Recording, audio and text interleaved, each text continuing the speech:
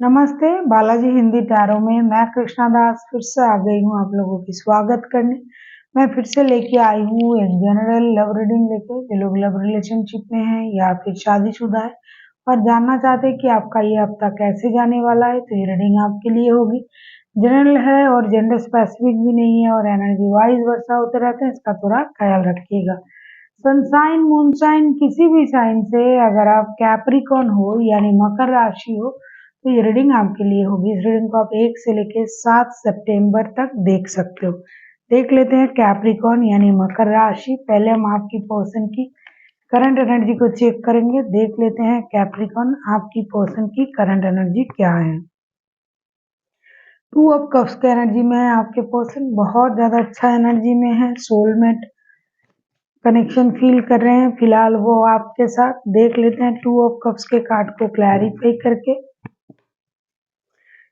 हो सकता है आप लोगों का नो कांटेक्ट या फिर सेपरेशन का सिचुएशन चल रहा है, तो ये इंसान आपके साथ सोल कनेक्शन फील कर रहा है, इंतजार कर रहा है आपकी वापसी का।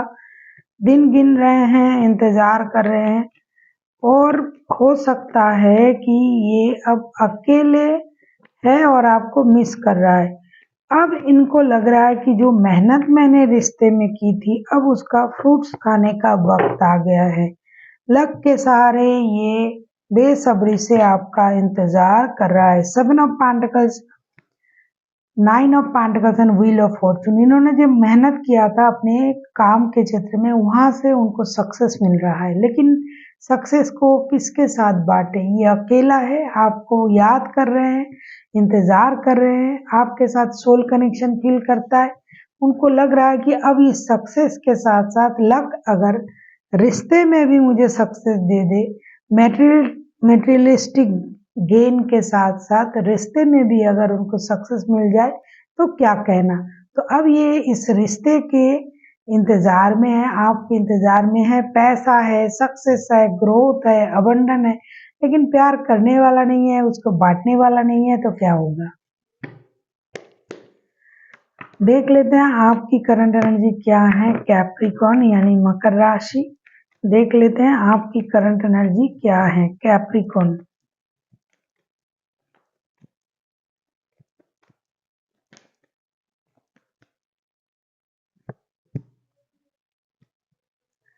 आप तो दुखी हो बहुत ज्यादा, 10 ऑफ सोर्ट्स की एनर्जी में हो। 10 ऑफ सोर्ट्स को क्लैरिफाई करेंगे।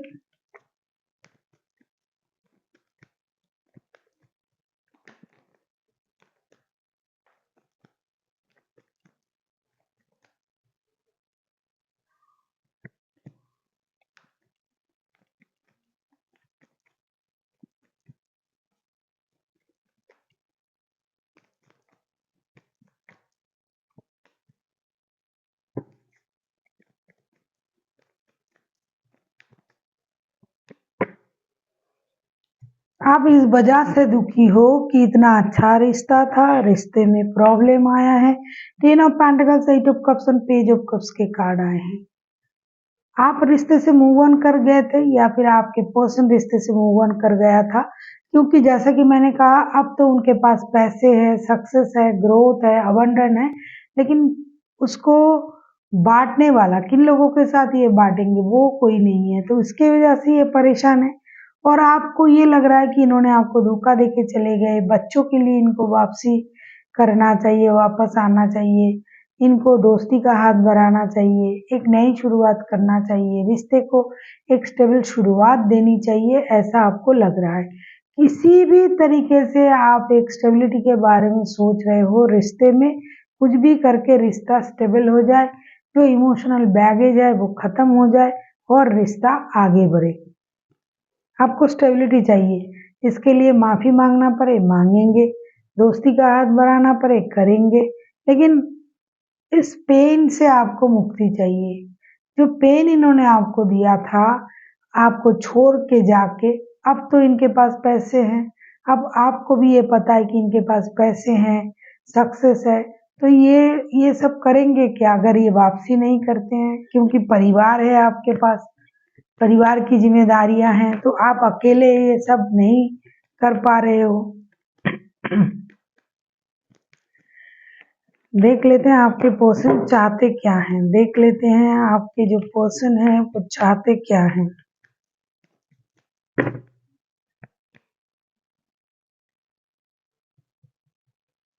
हर्मिट का कार्ड आया है।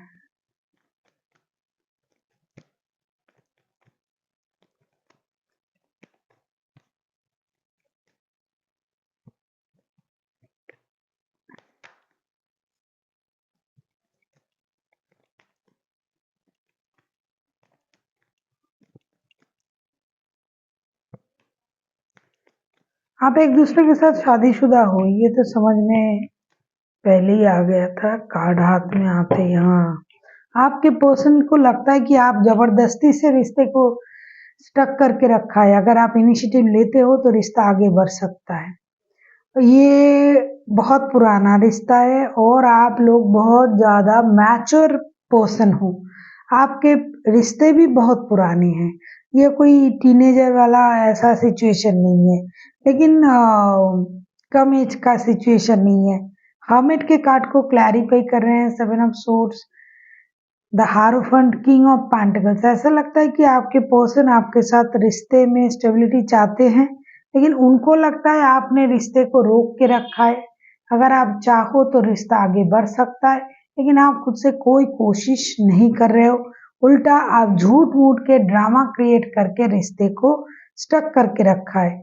आप खुद इस रिश्ते में अपने जो है ओहदा है उसको दिखाने के लिए आप इस रिश्ते में एक ड्रामा क्रिएट कर रहे हो। उनको ऐसा लगता है आपने झूठ कहा, आपने खुद से रिश्ते को स्टक रखा, आप खुद रिश्ते में आगे नहीं बढ़ना चाहते हो, आप खुद इस रिश्ते छोड़ के गए थे।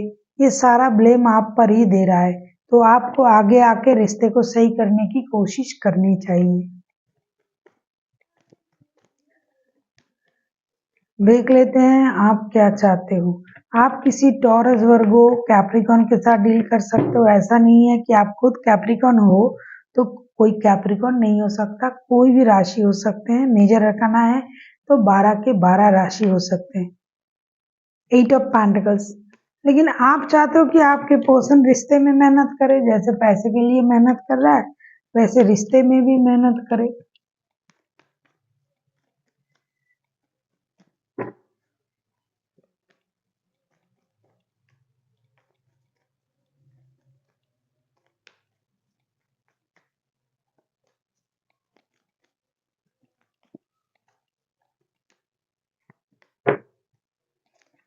आपको क्लैरिटी चाहिए उनसे। आप उनको स्टॉकिंग भी करते हो या फिर ये आपको स्टॉक करते हैं, लेकिन इन्होंने आपका दिल तोड़ा है। ये आपका सोचना है कि इन्होंने आपको धोखा दिया, दिल तोड़ा। 8 ऑफ पेंटिकल्स के कार्ड को क्लैरिफाई कर रहे हैं page of swords, 3 of swords and S of swords के साथ। कहीं ना कहीं आपको लगता है कि ये इंसान आपका दिल तोड़ा है, इन्होंने आपको धोखा दिया है, इनको आगे बढ़ के रिश्ते को सही करनी चाहिए। अरे दोनों के दोनों एक जैसा सोच रहे हो ना, ये आगे आ रहा है ना आप आगे जाना चाहते हो। आपके पास क्लैरिटी भी नहीं है कि ये चाहते क्या है। कभी आपको ये लगता है कि ये इंसान रिश्ते को जुड़ना चाहते हैं, कभी आपको ये लगता है कि ये आपको धोखा दे रहे हैं। तो आपके पास भी तो क्लैरिटी नहीं है। देख लेते हैं आउटकम, रिश्ते की आउटकम क्या आता है।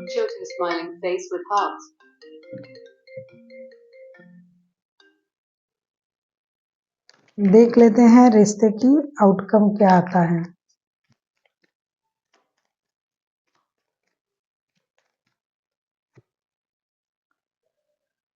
5 ऑफ पेंटिकल्स के कार्ड आए हैं। 5 ऑफ पेंटिकल्स को क्लैरिफाई करेंगे।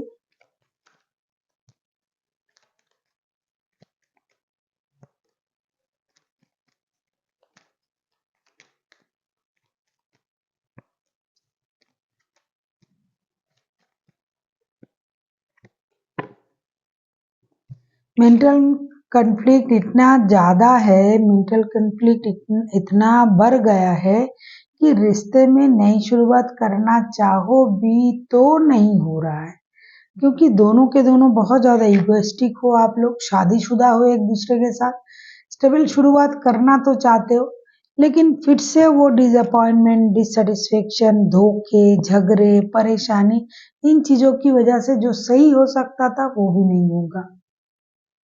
दोनों ईगो में हो, दोनों को ईगो से फुर्सत ही नहीं है कि आप दूसरे चीज़ के बारे में सोचो। इधर आपके परिवार है, बच्चे हैं, माता-पिता हैं, लेकिन फिर भी आप ईगो में ही उलझ रहे हो, एक दूसरे के ईगो में चल रहे हो, कोई कम नहीं है। देख लेते हैं एंजल की गाइडेंस आपके लिए क्या आता है वर्गो।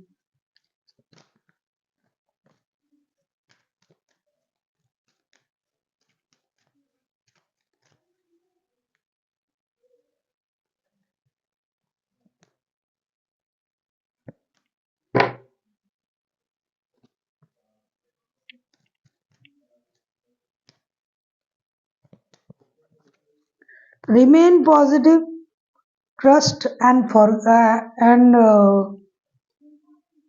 Communicate clearly. डेफिनेटली आपको पॉजिटिव रहना है, बहुत ज़्यादा नेगेटिव हो चुके हो, आपका सोच नेगेटिव हो चुका है, एक दूसरे के लिए बहुत ज़्यादा नेगेटिव सोच रहे हो। क्लियर कम्युनिकेशन कीजिए और खुद पर और यूनिवर्स पर भरोसा रखिए और आगे बढ़िए। So thank you for watching and फिर मिलते हैं एक नई वीडियो के साथ। तब तक के लिए स्वस्थ रहिए, मस्त रहिए और वीडियो देखते रहिए।